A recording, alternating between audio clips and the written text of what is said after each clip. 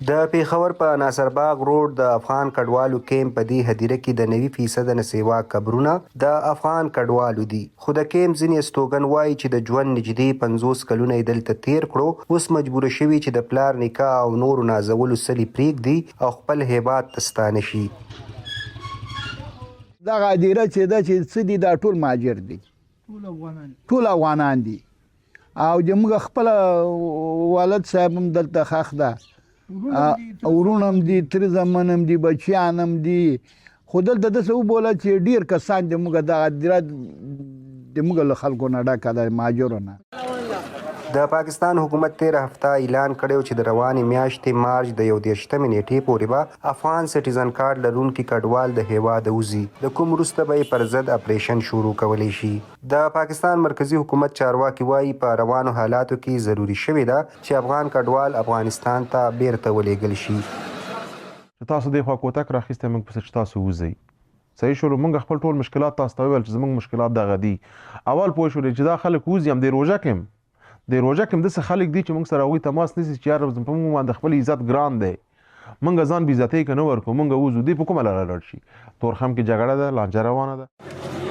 د UNHCR د لوري د ACC کارت لرونکو افغان کډوالو د ویستلو په هکله په باضابطه توګه کوم بیان مخې ته نه دی راغلی. د یاد ادارې شمیرو تر مخه دا وخت پاکستان کې 8,80,000 ACC کارت لرونکي افغان کډوال آباد دي، په کوم کې د ټولو نه زیات کابو 52% خیبر پښتونخوا کې دي. پاکستان کې PUR کارت لرونکو افغان کډوالو شمیره 14 لکه ده او دوی ته حکومت د روان کال جون میاشتې پورې د پاتې کېدو مهلت ورکړی. قانون پوهان وایي د پاکستان د حکومت د لوري افغان کډوالو د ویستلو فیصله د اساسي قانون نه سرغړونه ده.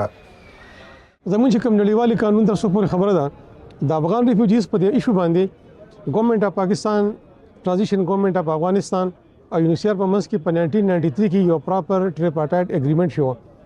د هغې اګریمنټ مطابق په درې ملکونو کې سنګل هینډډ یو خود مختار نه دی اتورایز نه چې هغې د دې د وښکلو فیصله وکړي. هغې مطابق د آرټیکل 14 مطابق یو پراپر کمیشن به جوړیږي، هغه کمیشن به دا ګوري چې کوم فیملی پاکستان کې اوسېدل غواړي او کوم خپل تل غواړي، ولنټري بیس باندې کاغی لاړ شي خوتلی شي او په زور باندې دلته لېږلی نه شي.